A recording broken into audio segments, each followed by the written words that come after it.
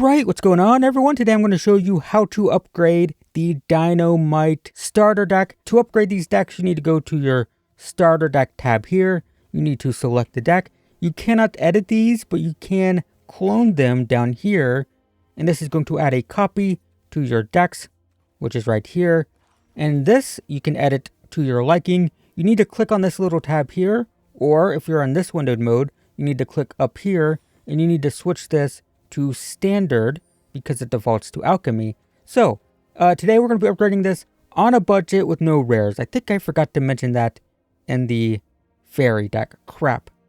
Well, anyway, we're upgrading with no rares. This is a budget common and uncommon upgrade. So let's start our upgrade by adding some rares. We can take rares from the other starter deck. So we're going to take out Rampaging Ceratop for a Dracosaur. So this card is in the Ancient Discovery deck. So if you don't have it and you don't have that deck, unlock that deck and you can get this for free. And it's a dinosaur. It's a dragon dinosaur. It's a dinosaur dragon.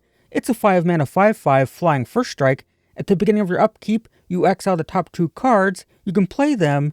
And if you exile a land, you get to make a 3/1. And if you exile a non-land, you get a treasure. So if you untap with this, if you play it and it doesn't get killed, it goes crazy. You get tons of cards, you get tons of value, tons of mana, tons of creatures. This thing snowballs like crazy. This, on the other hand, it's a 5/4 that's really difficult to block, but this has flying, so it's also difficult to block. It's got first strike, so that helps too. So yeah, we'll just take this out and we'll add our Dracosaur because it's a free rare. It's very powerful and it fits with our deck, and it's free because it's in the Ancient Discovery deck. Next, we're going to take out the other Ceratops and we're going to replace it with another rare from another deck.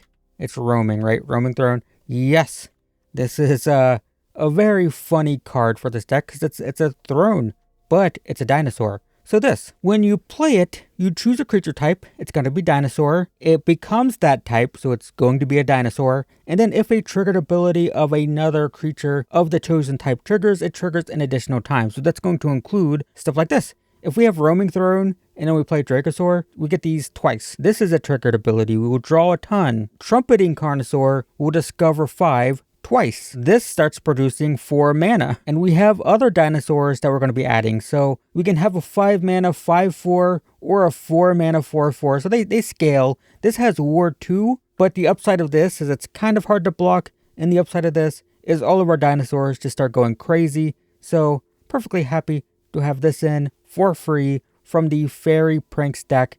And we'll take this out. We have one more rare to add. I'm going to take this out for technically a non-dinosaur, but I do believe it is a non-dinosaur worth playing.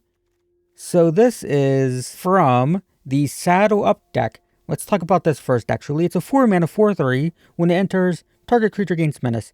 You kind of see how this deck was trying to be kind of evasive with like the Ceratops and with this giving menace and stuff, but I don't think it was that good. This, on the other hand, is fantastic. It's a 3-mana 4/2. When it enters, we add 1 mana of any color, which might seem weird, but it'll make sense in a second. Whenever we play a creature with power 4 or greater, which is going to be the overwhelming majority of our deck, even this, we're going to be replacing with a 3-mana 4-power creature, we get to draw. And that's not once per turn. Every single time we play 4 power or more, we draw.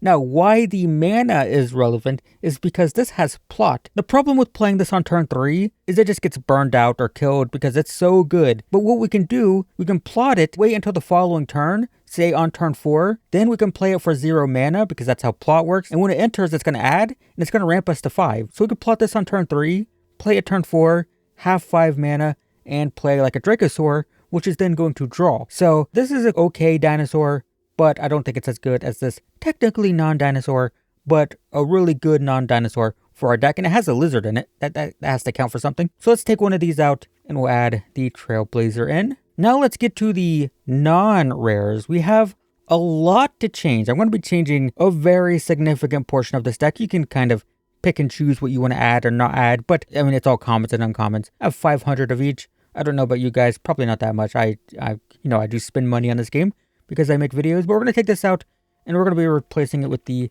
Belligerent Yearling. This deck is just too long, so I have to constantly scroll over. It's very annoying. So, this is a 2-mana 2/2, that's fine. When it attacks or blocks while we control another dinosaur, it's a 2-mana 3/3, that's fine. Do note, I said another dinosaur, that's a mistake. It says if we control a dinosaur, because this is not a dinosaur. I did technically add a non-dinosaur, but this one is exceptionally good. I don't know if it's just a 2-mana 3/3 is worth playing a non-dinosaur in our dinosaur deck, especially when we have a 2-mana 3/2. It's only 1 toughness less, assuming this even can get the +1/+1, right? So we lose 1 toughness, but it has trample, and it's a dinosaur, notably. Whenever another dinosaur enters, we can have its base power become equal to its power. So if we were to play, like say, any of these, let's say we play a trumpeting carnosaur, this can copy its power and become a 7/2 trampler. So yeah, that's the idea. It's very aggressive. It can become big. So gonna take these out.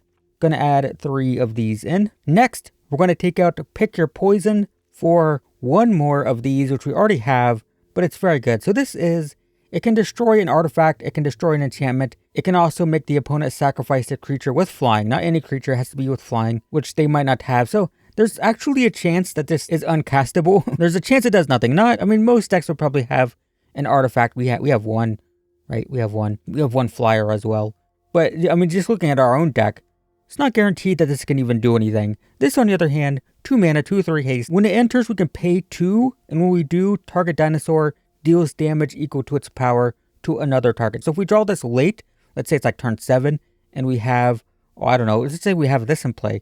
We can pay 4 for this, and have this deal 4 damage to something, right? So it's a removal spell. So this is also trying to be a removal spell, but it's not guaranteed. This is an aggro threat. We can play it on turn 2, and it's a 2/3 haste. So we can pressure the opponent if the opponent's playing like blue control. We just play it, attack, attack, attack. But if the opponent's playing another creature deck in the late game, we can blow up a blocker and potentially attack for lethal. So we'll take 1 of these out, add 1 of these. Next, Fanatical Strength. 2 mana, give something +3/+3 and trample. It's just not that good. I mean, the trample's nice if the opponent has lots of small blockers, but it just seems unnecessary. And what is necessary, kind of, is another copy of this thing. I already said what it does. It's big, it's a dinosaur, it pressures, it can be huge, and I just think it's better than this thing. So we'll take out 1 of these for our 4th copy of this. And we'll be taking this out in a second, but first, let's take this out. It's a 3 mana 3/3. When it enters, we can reveal a dinosaur, and if we do, we gain 3. This is okay against like red aggro, but it's not competitive. This has never been in a competitive deck ever, I don't think. And you know what else is not competitive, but we're going to play it because I think it's pretty good. I think there are some decks that have played this in big tournaments. I like it personally. It is a Scytheclaw Raptor. This is a 3 mana 4 power, so that helps with this thing. 3 mana 4/3. When the opponent casts a spell, if it's not their turn, it deals 4 damage to them. I've been playing old Planeswalker decks in Explorer and Pioneer, and I had to play a Boros Dinosaur deck, which is not very good in Pioneer because it didn't have green. Green's important. But I won the game that I finally won with this card because the opponent just played into it and took out all their own life. So it's very good. It's also more aggro, right? We have a 2 mana 3 power. We've got 3 mana 4 power now. We've got 4 mana 5 power. So this helps us just keep up tempo. And this is fun. This feels like I would want it in the sideboard at best, and probably not there either. Also, if you really want the life gain, it's a rare, but this card is just way better. 3 mana 3/3, as you see, very comparable. But this one you can pay green mana up to 3 times. Then you can destroy an artifact or an enchantment. You can exile an entire graveyard, or you can gain 4. So I'd rather have this. It's rare, so we can't add it, but it's better than this. But in our case, we're just going to keep up the aggro with our raptor here. And that brings us to this other Fanatical Strength. We're just going to add another raptor. Pretty simple here. We're upping our creature count. I mean, this deck has so many spells, and I just don't think we need to pump stuff. Our stuff should be bigger than our opponent's. And by the way, this is a triggered ability, so it gets doubled with this. Just saying. But yeah, I just don't think I need to pump my dinosaurs. I'd rather have just more dinosaurs. That just seems good to me. Next, we need to fix the ramp. So there is some ramp here, right? This gets a basic, but it costs 3. What's the other one? Well, here, this one. They're not very good. So we're going to take these out, and we're going to play the creature that's in every dinosaur deck ever, and that is the Lorekeeper. So this is 3 mana. It finds 1 basic. It does go onto the battlefield, tapped, but then you investigate, and the investigate's cool. Alternatively, we can play this, which is a 1 mana 1/1, taps for any color, and we can spend that to cast dinosaurs or activate dinosaur abilities. So it can't be used to cast our spells, which there was way too many of anyway, but it can be used to cast, I don't know, like a pugnacious hammer skull on turn 2. So yeah, let's just take these 2 out and add our best ramp spell in the archetype. Second best, but the other one's rare. We'll talk about that. And I want to get 2 more of these in, and once again, I'm going to take out a dinosaur, but we've been adding dinosaurs, right? Because we took out the spells for these. So I'm going to take a couple out. This Panicked Altosaur is not very good. It's 5 mana, 4/5. Does tap to deal 2 damage, which feels pretty mid, especially for how expensive it is. We're losing reach, but we added flying here. We're going to be adding a lot more removal too here in a second, so it's kind of okay. So I just don't think this is very good, and getting faster mana is important. It just helps us get into this big stuff a little bit faster. I also want to improve this spell. So this is 1 mana. It gives a creature +1/+3, and it gains reach, and you untap it. So it's a combat trick, which is fine. Alternatively, we could just play a really, really good burn spell. Is that not it? Chomp. There it is. This is played in like all the dinosaur decks for a good reason. 1 mana, it deals 2 damage minimum, or it can deal damage equal to the greatest power among dinosaurs we control. So at the very worst, this is like a bad shock because it can't go face, but you know what else can't go face? This thing, because this is just a combat trick to get rid of a creature. This is just a burn spell that gets rid of a creature, but this can be cast on turn 1 to kill a red aggro creature, right? If the opponent plays like a Monastery Swift Spear turn 1, we can just kill it right there, right then and there, don't have to worry about anything. Or in the late game, it could deal 12 damage to something. More likely, it's going to deal like 4 to 5. But, 1 mana to deal 4 to 5 damage to a creature, to a blocker specifically, so we can attack, is pretty good. So we'll take 2 of these out, and we're going to add these 2 in. And similarly, we're going to take these out for 2 more. So this card is, it deals damage to a creature equal to the number of lands we control, which is potentially a lot. This can do a lot of damage, but it costs 4. This also does a lot of damage, but it costs 1. This is basically only good, like, off the top of the deck on turn 12 to get rid of a big creature so you can attack, and that will come up sometimes, but this is basically always going to be useful, especially in your opening hand against aggro decks. So let's get these out and go up to 4 of these because it's very good. Next, we have the other ramp spell, sort of. 3 mana, you reveal the top 4, you can put a creature card or a land card from among them into your hand. The fact that you get to choose between a land and a creature is awesome, but at 3 mana, it's a little clunky, and we're going to add another versatile card, just a little bit different, versatile in a different way, and that's Bushwhack.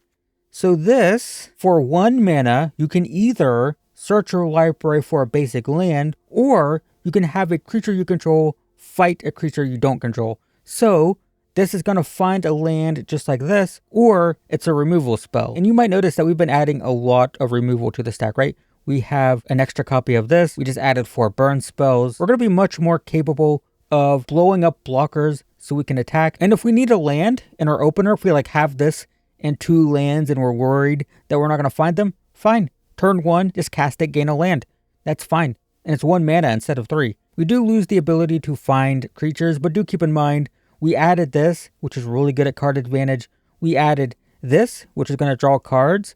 So we lose the ability here to find creatures, but we added these, which can do the same. So we're pretty even there. So we'll take these out and we'll add these in. Finally, this was a long one. We had a lot, but this card is okay. 6 mana, 7/7, scries 2. That's okay. It can pay 4, so it can't be blocked by really small creatures. Can still be blocked, but just not by power 2 or less. But I think it's worth playing on a budget, at least. I wouldn't be playing this in a non-budget deck, I don't think.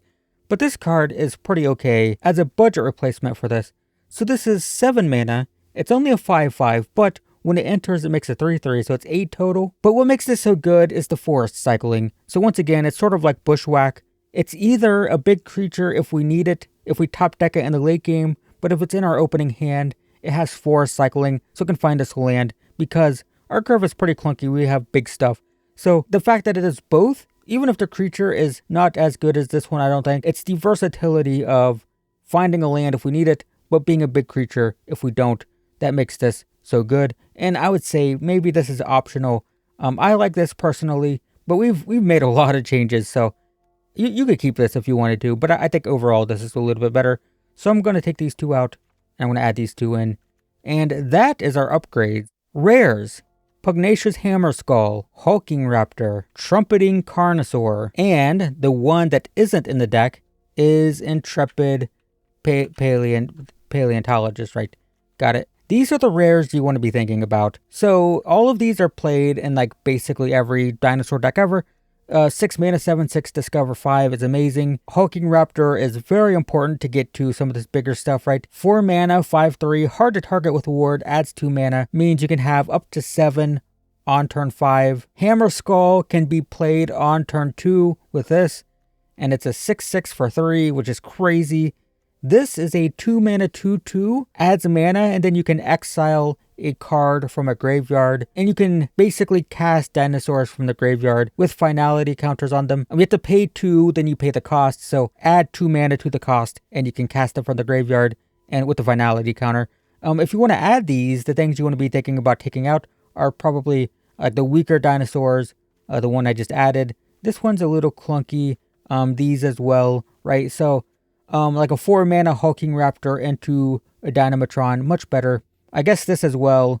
The 3 mana Hammer Skulls can go into the 3 mana Raptors. Carnosaur can replace these bigger top end things here, right? All of these going into copies of these would be better. As for Intrepid Paleontologist, you could probably take out Commune with Nature. This finds creatures, right? Pay 1. Look at the top 5 to find a creature, but this lets us cast everything from our graveyard. So a fine replacement, right? Both of them are card advantage. The difference here is it's a 2 mana 2/2 that ramps us, right? So yeah, these are our best rares.